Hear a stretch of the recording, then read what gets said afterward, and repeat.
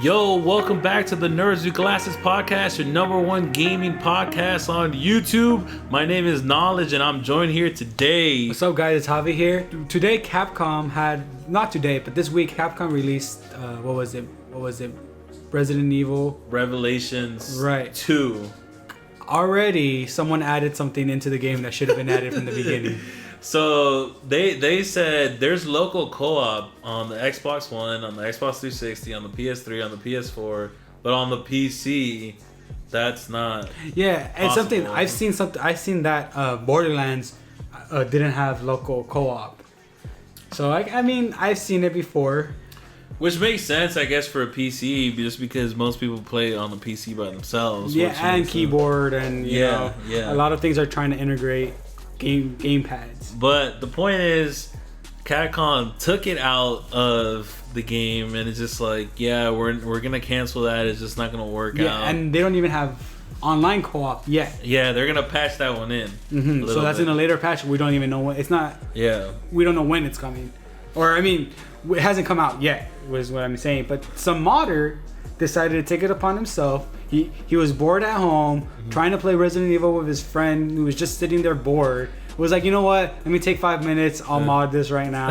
You know. That was a good made-up story. We have no idea how it actually happened. No idea, but I'm assuming something along those lines. Yeah, he must have been like, this doesn't feel right. Yeah, I want to play with my friend on the PC. So this guy modded it, and then boom, local co-op, released it out.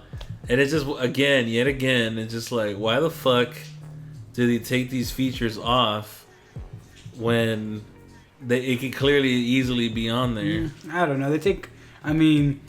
Modders do so much that it makes, these publishers and game developers like, what are you guys doing that these guys can just do it? Yeah, for real. Like, because we were talking about, like, Watch Dogs. Right. How everybody was complaining how the graphics was so much better on E3, and then when the game actually came out, it was like the graphics were average. Then some modders went into it again, and then they unlocked all these fucking features. They put in or they unlocked, I don't know what they did, but they made it so the higher quality texture packs or whatever it is were there. No, they added a bunch of new features. They actually added. Yeah, there was like stuff there already built into the code that was just being blocked or whatever. So it's like, I don't understand why they always do that. Like, just add the local co-op. I mean, the modder says that it doesn't work perfectly. You're a modder. It's okay. Yeah, it's fine, modder. You're like, not Capcom. Neither did Unity on release, bro. Fucking so many games. Like, you're a modder. Don't worry. Like, we don't need you to be like sorry. Yeah. The companies. Like, I would feel bad for anyone to say sorry to, like, or for any of the modders. Yeah, for the modders, like the people that did Skyrim mods. I don't know if you've seen any of those. Yeah, but they're pretty crazy. No, yeah. I would hate for any of them to have to say sorry. No. When a game developer doesn't really like. No, modder, just accept your thank yous. Yes, and that's it. Another question I had was, this game is an episode 1. Yeah, see, this is weird to me. I don't understand why they did this necessarily. So, just a little back history on Resident Evil Revelations. It came out originally exclusively for the Nintendo DS. Greatest system of all time. Clearly. And then it did really well. I mean, it sold moderately, but people liked it. Which is crazy, because a lot of people just don't like the control switch for a lot of these kind of games. Yeah. And Resident Evil in particular, it's kind of like, you really have to battle with the controls as to, like, what kind. Do you like the new crisper controls, or do you want the ghetto ass, like? But anyways, point being, they decided to put Revelations on the consoles. They did like an HD remake, and now on this for Revelations 2, it's not even gonna be on the DS or the 3DS at all. It's only on the consoles. Kind of weird. I mean, now the 3DS can probably handle it. The new 3DS should definitely. Oh yeah, I mean, they could have easily made a version for it on the 3DS. I mean, what the fuck? It sucks for all the people who were like DS owners. Like some people don't. Not that they don't like Xbox or PlayStation. It's just it's easier for them to get a DS or a Nintendo. Like, and some people don't. I mean, some people are just fucking DS owners. So, and then they expect. It's kind of like the thing with Rise of the Tomb Raider. It's like, I'm not mad that it's like exclusively kind of coming out to Xbox for 6 Xbox months? One first, but then like what the fuck, it wasn't exclusive before. Now Yeah. it's like you're switching up on me. Like I bought a DS just because I wanted to play all the Revelations. No, but okay, so then they decided to release it in fucking episodes. Yeah, like, so that's my question. I didn't play it. We had one of our other people play it. Yeah. So is it short? Is it? I mean, it's a 2-hour episode, just like all of them, and it's crazy because the game is clearly done because they're releasing all the episodes back-to-back weeks. So this week, episode 1 came out. Next Tuesday is 2. Tuesday after that is 3. Do you think they're trying to like? Maybe they think that whole episode people like that because I mean, Telltale, all these episodic games do very well. Do you think they're just like maybe people just don't want the full experience? Yeah, I don't know, and maybe they have more people talking about it. Mm-hmm. Maybe they figure people who weren't gonna buy the full game will at least buy the first episode just to try it out because I think it's only like $5-6. Okay. Does it play like an episodic game? It feels less like an episodic game than the actual episodic games. Like the ending kind of felt like, oh man, like, you know. So there wasn't really choices and whatnot. No, there's no choices. Or it's just kind of like there's a fucking game. Okay. And here's the first. Because I think that's why these episodic games. Because I mean, your input does matter somewhat. Yeah. But overall, there's a certain story they're going with. Yeah. They just let you get some random choices, but if the game is just okay, you're playing the way we are, that might be like, why would you like it in episodes then? And some more than others too about the choices. I mean, overall, I agree with you. I think the choices is what makes it good for episodes, and some of them do really make a difference about who lives or dies. Mm-hmm. Maybe the ending is the same, but but it's kind of like you don't know until you play the different. Yeah, like it adds kind of like another replayability to the game, which like. A lot of these games have just replayability because they're like good story, fun. Yeah. But I mean, not episodic, so it's not necessarily fun. They're just good story. That's how they live off. And a lot of just regular games you can play, or you can replay. You can play like a game like Devil May Cry over because you had fun with it. Yeah. But not necessarily a game like playing like imagine if like Walking Dead was just like one no choices, just one full walk. Yeah. Like. I wonder how many people would replay it. Yeah. It would be a lot less, I think. Definitely. I know people replay them just to see, like, I wonder what would happen if I pressed this or whatever. So it works for that. It wasn't bad. It was actually really good. So Revelations 2 was actually really good. I'm just wondering why they did that. I'm wondering if that's going to be a new trend or something. And actually, like, I was actually ready to drop $60. Oh, really? For it. I didn't even know. After you played it, or before? No, before. Oh, okay. It's just like I was like, oh, it's a new Resident Evil game. It's gonna be a fucking $50 game at least. Okay. So it was kind of cool. I was like, oh shit, it's only $25. And then other people are like, yeah, until they release more episodes and shit. Then it's like you end up fucking paying more. Right. So that definitely seems like could be their trend. Yeah, I mean, I wouldn't mind it necessarily, especially if they release it back-to-back weeks. Okay. It is a cool way to me. I actually think it's good because it actually is a cool way to be like, hey, I like the first episode. I'll buy all the other ones. Okay. You know what I mean? And even on the store, they had those options where they're like the season pass. The season pass where you got 2, 3, and 4, or you can just buy the complete game already, or you can just buy the first episode. Okay. So I think that's kind of consumer friendly. I mean, that is true. It gives you like the option to pay a little bit instead of having to, like, sometimes you don't want to like I'll buy Xbox Live for $10 a month for like 6 months, and that's enough to buy the year just because I didn't want to initially put that $60 down for them a year. So that makes sense. And that's a good example because I have a friend who always like, well, why don't you just buy the fucking 3 month for the year? You're gonna play, and it's just like, all right. I'm paying for the flexibility. It's exactly what you just said. Like, I'm paying $10 to know, just in case I don't play next month. Just in case next month, what? I want to take a break. Yeah, but then it definitely gets to a point. You're like 12 months and you're like, I'm just gonna play. Like, yeah. But then immediately after you pay for the year, you stop playing. Yeah, dude. No, exactly. That's happened to me twice when I've done that, and like, I don't know what it is about it, but buying the month made me so this could be a good trend for them to explore. Yeah, I hope other games decide to do that. And like I said, the main thing about it is that back-to-back weeks. That's good. So like, Telltale games, you gotta wait 2 months, 3-4 months. Yeah. All right. So speaking of trends and stuff, another game that kind of like it's old. It came back. I mean, they've been making new ones, but Dragon Ball Xenoverse came out. And it kind of did a similar, like, it's kind of like doing this MMO kind of like hub world thing where you get to like interact with people that I've seen in other games, more specifically, Destiny. Yeah, you know what? Dragon Ball Z, or not Z, Dragon Ball Xenoverse. Xenoverse, yeah. Was like to me so far the biggest surprise of the year. This game is fucking good. I'm not gonna say it's the game of the year. It's not nowhere near that. It has a lot of flaws. It's fun. It's fun, and like I always said, like because it's a surprise, it makes it even better. Yeah, it's not like what was it, Bursting Blast or whatever it was. Stop! I don't know what Raging Burst. Yeah, the ones after Budokai that came out. So. This one, from what I've seen, you can make your own character, which looks cool because there's a lot of customization. Awesome. I also saw in the hub world. This is what sold me on the game. Some random YouTuber or some random YouTube video. Some guy. There's poses, and you can do the fusion pose. Like you can do the whole dance, and like you don't fuse with the person, but you stand there for 20 minutes. Yeah. You know what's the greatest thing I saw?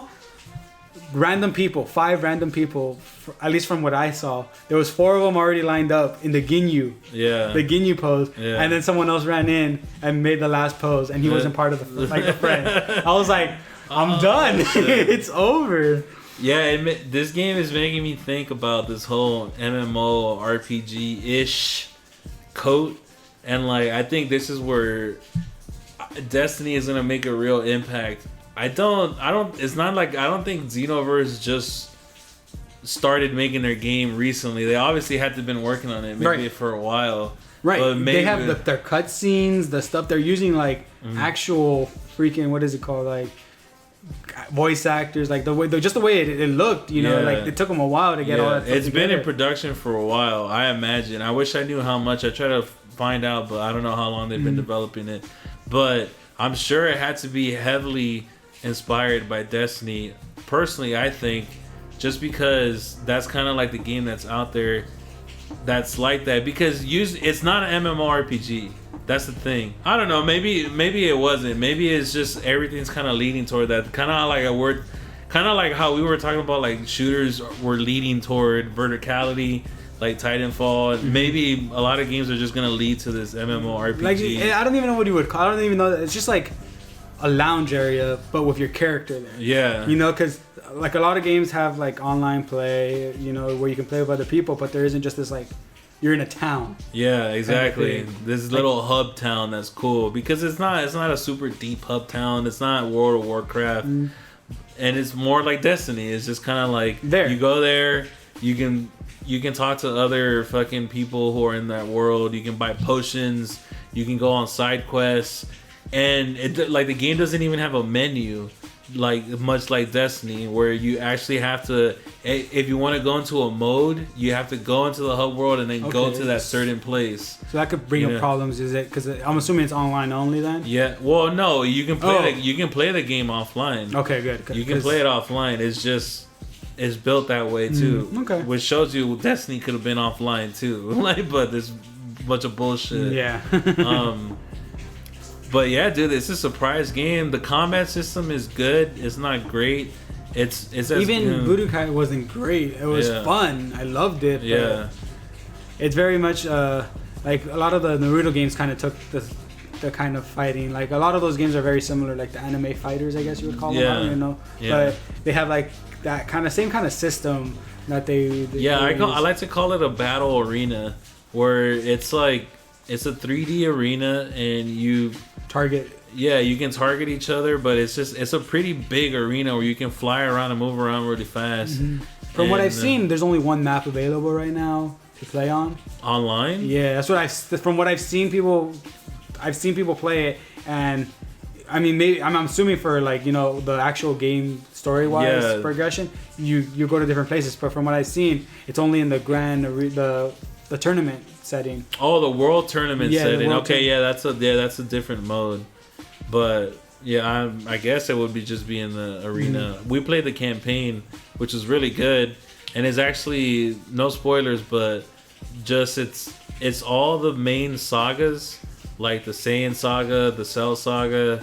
So it's kind of a retelling of the original story, which is with a twist, with a timeline twist, and all these little things happen, which make it really fresh because it's like it's familiar, you know what it is, but it's like something different. You're like, oh shit, like what the fuck, like it's really good, dude. And to me, I was trying to think of like what other games could really benefit from this MMO RPG.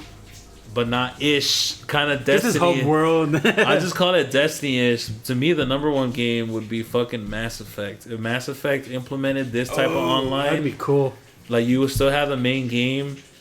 That's the number one thing. It's like, dude, Mass Effect is there. It has RPG elements, everything. It's just kind of create a little hub world. Like make it an MMO. Make it multiplayer. Yeah, and massively multiplayer. Hopefully. Yeah, dude. I mean, that shit could be. Just really give us poses. Just give us the ability to pose. Make them dance, dude. I don't know, like, dude, all these. See, it's so little things though. It's like, dude, but that's the craziest thing is just because the Destiny is not an MMO because there's no giant world, but just having that, like you said, that little hub town makes a big difference. It's this whole meta game that keeps it fresh over a long period of time. I would just love walking around looking at people's names and characters. You know what I mean? Yeah, fucking nerd. Yeah, yeah. Because I'm not a huge Destiny fan, but Javi loves Destiny, even though right now he's kind of on bad terms with. Just I got everything I needed. I just need to wait. Just wait for more to come out. Yeah, and then you'll be back on. And I'll be back on the next grind. expansion pack. Next expansion pack. Yeah, but definitely like Mass Effect and even like Pokemon, dude. Like, oh my god, if you did like an MMORPG Pokemon, I might be hooked on that like forever. Like, make it PC. Oh, that's it all day. Dude, like you walking around and you just challenge somebody, like let's go, bro. Yeah, like make that happen. MMORPG with the original story too, not no fucking bullshit. Wait, the original anime story or the red the red story? Story is exactly the same, just change red with Ash and you're fucking. It's the exact same story, but. So recently, fan films have been kind of out there. Kind of like this nostalgia trip we went on this week. I know there's a lot of cool things going on, but they released this Power Rangers fan film, and it got a lot of press all over the place. Good press, bad, not really bad press, but more just backlash from the people that own it. I guess. Yeah, is that what you would say? Yeah, it's just backlash from the creators, like Saban or whoever it is. I forgot. Yeah, they went through so many people. Yeah, but like everybody was like all the people, real people, were pumped up about it. So they did a Power Rangers kind of rated R-ish. Yeah, it's like they call it bootleg. They call it bootleg. They call it a bootleg, which is a very good term for it, I guess. Except I guess illegal. Yeah, but they call it bootleg now. It wasn't originally called. No, that. Well, the guy's things are called bootlegs. That's what he calls them. Yeah, okay. But but it's just like he calls it. It's this bootleg universe. Yeah, like he makes he basically steals it from people and just makes it like his own, which is kind of interesting. Yeah, it's a like completely non-kid take on Power Rangers. Yeah, like fucking strippers on poles. Yeah, blood everywhere. Cocaine by the Black Ranger. Yeah, that's why he was so pumped all the time. Yeah, he does all the crazy things that you can think of. Rocky was a dick. Huh? Rocky was a dick though. Remember Rocky from the show? Did you ever watch the show? I watched the original show. Yeah, he came in. He was one of the new teenagers that came in. There was like 4 of them, He was one of the new teenagers. No, I watched it was like Jason, Tommy. Yeah, exactly. He's one of the people that I think he replaced Jason for some time. Yeah, no, so he was just one of the new kids. Oh my god. Yeah, I was literally there when it came. I was like 9 years old when it first.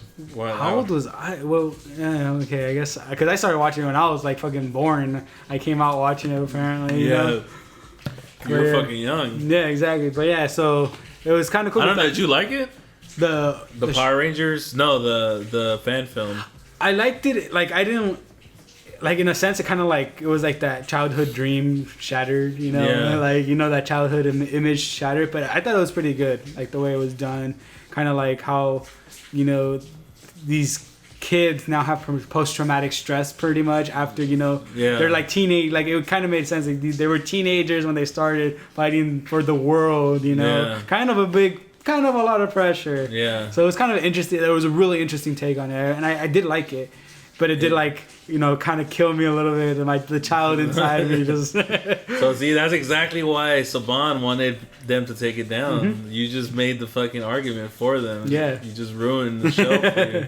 So I don't know. I found this interesting for several reasons. For one, I think stylistically it looked amazing. Mm-hmm. The actual thing was okay. I mean, it was like like I said, it's interesting as fuck. Yeah, it was done okay, and overall it was good. Yeah, it wasn't amazing. Yeah, the acting was okay. They had what's his name from Dawson's Creek, James Vanderbeek. Yeah, they had some. Yeah, apparently he's actually friends with the producer or something. They're really good friends, so that's why he was able to do it. And then that other girl, I think she did. I don't know how it worked. I'm assuming they got some kind of money for it. Yeah, because definitely because they had to have a couple thousand in there because that guy was some real good shit. Yeah, the intro, just the beginning where you see the Megazords, it reminded me kind of like mixing Transformers with Cloverfield. Yeah. Oh yeah, because but the graphics looked amazing on that. Really, their suits didn't look that. Yeah, I didn't like their eyes. Yeah, but they didn't want to completely exactly copy it, which made sense. But copyright stuff was interesting to me. So what happened was, Saban, is that how you pronounce it? Saban? I really don't know. I know I just remember Saban. Alright, just write that on the list of shit that we don't know for the podcast. 'Cause I didn't look how to pronounce this shit. But they were really upset about this because. And so was Tommy, the original Tommy, the Green Ranger. Yeah. See, you know what the fuck I'm talking about. Yeah, that shit was amazing. So yeah, they were upset about it, and then they had it taken down from not Tommy, just Saban. Yeah, Tommy doesn't have that type of power. No, or maybe he does. I don't know. He's still part of them. No, he's fucking doing book tours for I know he did MMA for a while. Yeah, I mean, I guess. Can you imagine you're probably in your 20s, 30s fighting against the Green Ranger. You know who he is. Yeah. Tommy, bro, you're my hero. I don't want to fuck you up, dude. And then he just fucking sweet kicks you. Yeah. You don't know how epic that was when he first came on, man. That shit was... Before he was a Power Ranger or when he just came on? No, when he came on as a Power Ranger. I mean, he was... You didn't know it was him at first. Whatever. You did. We didn't when we were little. Yeah. And then you watch it again, you're like, how did I fucking not know? Yeah. It was he looks so evil. And then you realize, oh, it's him. Whatever. Power Rangers reminiscing. Okay. Anyways, they took it down from YouTube and Vimeo. I don't know Vimeo. Vimeo? That's how you pronounce it? That's how I pronounce it. Vimeo. That's... I figured they would pronounce it like video, but it's Vimeo. Yeah, because it has V-I-M-E-O. Yeah. Vimeo. Yeah, I get it. I don't know. Whatever. Dude, our pronunciation is just bad today. All around bad pronunciation. They took it down, and what happened was that, so he ended up putting a disclaimer. Yeah, so they told him, or I don't know if they told him, but he ended up putting it back up with a disclaimer because, I guess too many people thought, even if it did have the disclaimer, people would be calling Saban, be you guys should make Power Rangers adult version. Or more so, they might be calling and telling wow, my son is a big fan of Power Rangers, and I don't want to watch all this explicit fighting, blood, sex, drugs. Because I cannot control my child. You ruined my child. So they took it down, but they put the disclaimer in and they let them put it back up. And I think that's interesting because there's so many fan films out there that makes sense. I don't know if it's a fan film, but there was a short I showed you of the Punisher. Yeah, well, it's a fan film, same guy, right? Mm-hmm. Same guy. Very good. I mean, granted, the Punisher is... I mean, you're not looking up the Punisher, not expecting blood. Yeah. See, and that's why I think they wouldn't have a problem with it, because it's a fan film, and it's already representing what it is. And that's what it says in copyright law anyway. Like, copyright law says, if you want to... There's a fair use clause, and that's like your little loophole. The fair use clause is your loophole of you can use their property if what you make is transformative, if it's a completely different thing. And they literally took like the route of like, which was kind of really that what made it interesting, like kind of like a Child Soldier, you know, Power Ranger thing, where like they were recruited to do this kind of like, like, I mean, granted, we thought it was good, but we don't really know. Yeah. But I mean, that's what I'm saying though. It's not really transformative, because that's kind of like maybe that is what happened, but we just don't know. True. I mean, I never watched the Japanese original. Yeah, the original. I don't know if it's Japanese, but the original non-American Power Rangers. Yeah. I'm just thinking right now. This side tangent, but it was always so funny to me. If you guys remember, like they could never talk without moving their hands. They'd be like, "We're going to destroy you, motherfucker!" They're like cheerleaders more than they like it was just so ridiculous. It was so corny. The big giant battles and shit when they would. Those robot battles are fucking awesome. They're epic. They're epic. But yeah, so it's not really transformative. It's clearly still Power Rangers, and the suits look similar, all that type of stuff. I get it, but I'm glad that they came to the decision where they let them put it, because for one, like, dude, it's really good. Like, production wise, story wise, it's okay. Yeah. Acting wise, it's pretty good. It's okay, but action is, not amazing. Yeah. But I mean, I don't know what you would expect from a fan. It's more flash than substance. Mm-hmm. It was more just like you see blood flying everywhere, so you're like, okay, it's just like the Punisher one that we watch is with like the Jack Daniels bottle that doesn't break. Yeah, like he smashes Jack Daniels bottles over somebody's head, and you just see like Kill Bill style, just like his head came off, but his head was still there. Yeah, it's like, dude, all the blood possibly that can come out of the head came out somehow. So. But I mean, yeah, I'm glad, because, dude, it was not like I said, it was okay. But the thing was like just the production value is just like, man, he put a lot of time into it. The people that worked. The people that worked on it, and it's especially in this day and age, is always nice to see, and it's happening more and more where you see kind of like not fans necessarily, because these people are clearly professionals at what they do. They're professionals doing something they want to do instead of having to wait for the what is it? I don't even know what it is, but wait for the money kind of thing. Wait for all this stuff. They're on their independent grind, like they're doing it on their own. I don't know if you noticed how much you paid attention, but just what's his name, James Vanderbeek's leg, the robotic leg was like, I was like, wow, that's really good. Yeah, that's good, dude. I mean, like, and just like you mentioned, just the very first scene, you see like two Transformer. It looked like Starscream versus what's his name. Optimus Prime. Yeah, it literally looked like that. Looked fucking amazing. Yeah. That looked amazing. So good for them, dude. Disclaimers, good.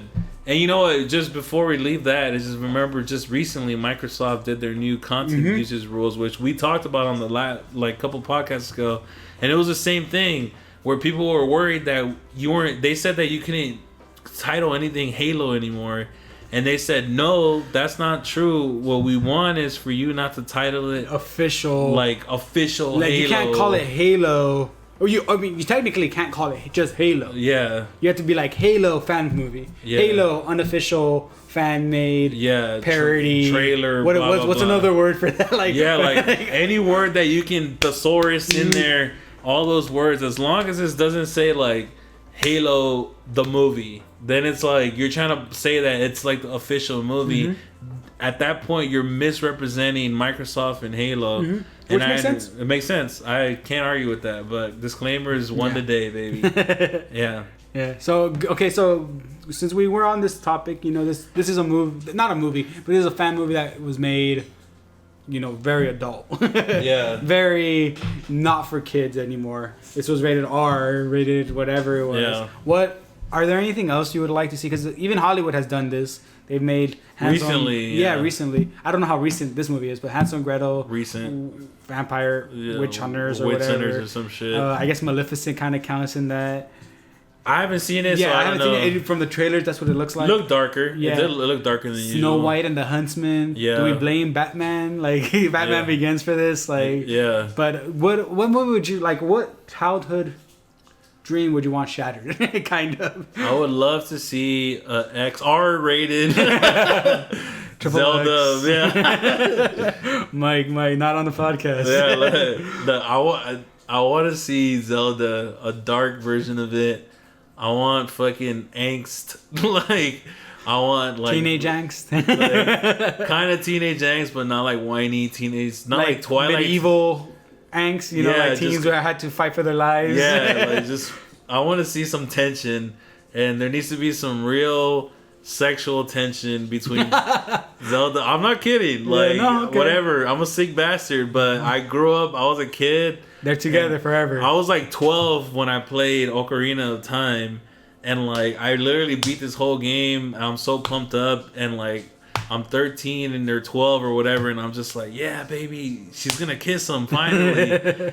This bitch doesn't even give you a hug or a kiss on the cheek. I haven't played the whole game, so I don't even know. Look, whatever. You can talk all that shit about feminism and shit. Fine, I'm all for that, and I'm not saying. But they're a couple. All I'm saying is that I'm not saying that because he saved her that she owes him anything. Okay. But she owes him a kiss. Okay. She owes him a motherfucking For me, kiss. it's one of those things where they're just a couple, they're gonna get it's that what is it, rom-com? They have to get together. Why aren't they together at the end? But they don't. They don't. And they never do. And the only one that really hints and comes close to that is Skyward Sword. That's it. Oh, well, yeah, because they have kind of a rivalry between not the main bad guy, but the main rival in the town, in Sky Town. They're both trying to Skyloft. Well, at least he for sure is trying to get her affection. Yeah. While Link kind of he obviously is, but kind of doesn't show that he is. Yeah. You know what I mean? Dude, that's the thing. They still made it really subtle, but it's clear that. Yeah, no, exactly. They made it subtle, but it was clear. But yeah, it's clear, and you have all these little fangirl moments where she's like, "Oh, come closer." You're like, "Oh my god, they're gonna kiss!" And then she pushes him off the top. That was hilarious. I was like, "What? What?" No, so that needs to happen in XR rated. God. What about you? Okay. For me, it's kind of a lot of the things that I grew up on, kind of were already, or at least in the last couple, the last decade, have been really kind of over their age. I don't know how you would say that. Their demographic was for kids, but clearly it wasn't. Yeah. Even something I didn't watch, but even SpongeBob has a lot of moments where okay. Yeah. But I think I would like something which actually might be coming already. Teen Titans. Yeah. I would like kind of more. That is coming. Yeah, so that'd be awesome. Which I don't know how the show is gonna be, but it would be awesome if there's something just more adult Titan stuff. Yeah. So adult Titans are just adult oriented. Well, you still want Teen Titans, but because that's the thing, because they're teens, but they're in this DC universe that's very adult. Yeah. They're trying to make their own name, kind of and protect what they can in this really fucked up world. Yeah. So, Teen Titans was really good too. The show was actually, some parts were dark. Yeah. But, live action and just a little bit more maybe because from what I hear, it's going to be murder. Yeah. From what I hear, I think it's going to be Nightwing. Yeah. I think I forgot. Maybe it's still Robin. I don't know. But it's going to be, I guess, these more adult versions of the Teen Titans. Yeah. I could see that. That one's actually really a natural transition into that.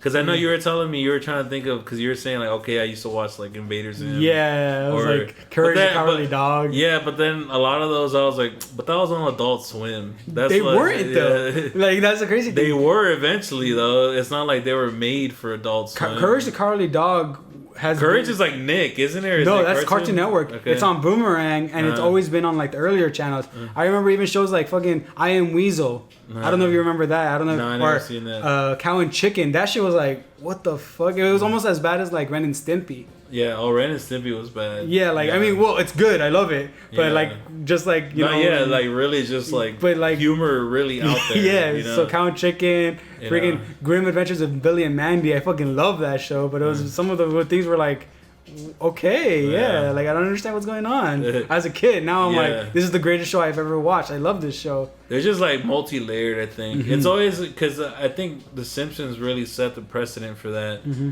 I don't know, maybe older cartoons did too. Because like I don't know, I don't remember the Jetsons or the Flintstones too much.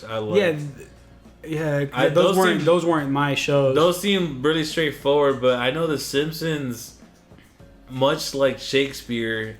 Like every joke is just like funny because Homer is funny and he's ridiculous, and then it's actually funny on like a different level, and then above that, yeah, they have like multi-layered, like for literally like for different age demographics. Like if you're an adult, you'll laugh at it for some different reason. You're like, oh, it's so like, oh my god, he's talking about Bill Clinton or whatever. Like you know what I mean? And then you have like shows like Courage the Cowardly Dog, which are just creepily amazing. Like, like, oh my god, that's the greatest idea I've ever heard of. Dude, that one's. I think the animation was just spot on. Yeah, it worked so good. Yeah, it was just weird. I loved it. All right. So Teen Titans for Javi and Zelda XXXX. I mean, R-rated. Dude, they should make a dark Zelda game. Period. But like, whatever. They've had them, but it needs to be like bloody. Was the darkest one like Twilight Princess? Twilight.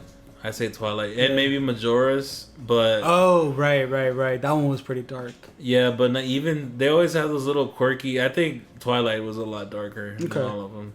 But well, we'll have to see for the next one because the next one looks good.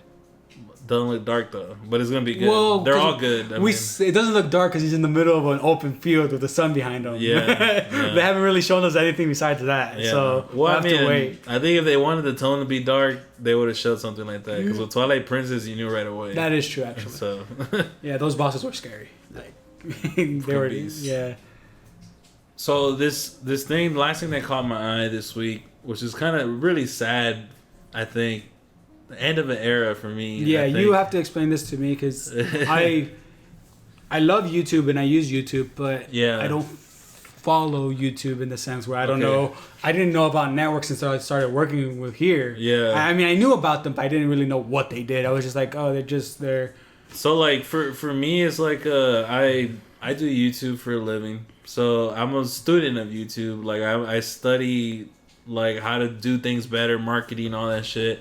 And I know not vaguely, but I mean, I know a lot of the history of YouTube, maybe as farther back is kind of vague for me. But anyways, this week it was announced that Machinima is shutting down Machinima Respawn. Which is just a branch of the bigger network. So little YouTube history for anybody who cares, just really quick. When YouTube started, there was no ads. There was no way to make money. It was just videos, right? And then Machinima started running ads. They became a network. Yeah, they're like, that's how they made money. And then they also branched out, so they were really intelligent, and every network followed this example after them. Was that they made like Machinima Respawn, which was their first person shooter hub. They made Machinima Realm, which was their MMO and RPG hub, and Machinima Versus, Machinima Live. You know, they had a bunch of them. And just recently, they announced that they're shutting it down. And they're only shutting down Respawn. None of the other ones. Are the other ones still open? No, they shut down a lot of the shows from Machinima Live. I don't think they're shutting it down completely because live streaming is a big thing right now. Some parts of Machinima Insider Gaming, you know, like Insider Gaming is getting shut down. They're leaving. Like, a lot of people have left or been kicked out. We don't know if they're left or kicked out, but Machinima money-wise, they probably just got... I mean, not like, oh, you got fired, but like, dude, we don't have money. Sorry, you're gone. You're expendable. So this is a super kind of like YouTube thing.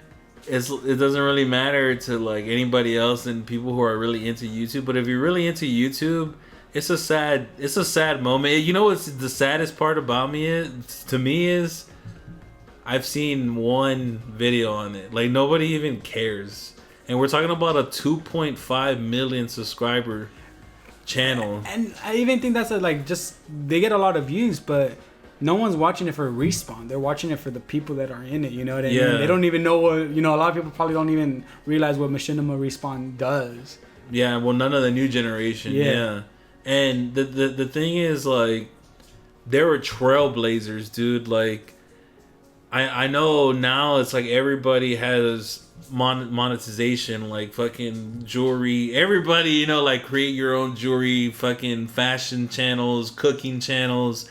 Everybody has it, but who really started it all was gaming channels, and specifically Call of Duty channels.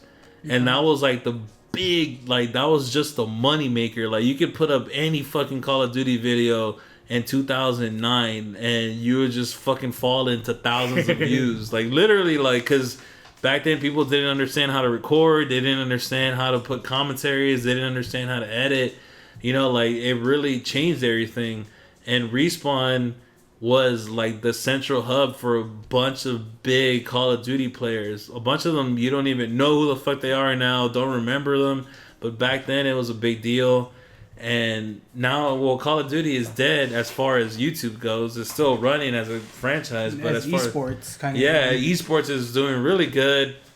But on YouTube, it's just nobody gives a shit, which is understandable. It's like they say, YouTube is a lot like TV. It's like you're not gonna love the same show forever.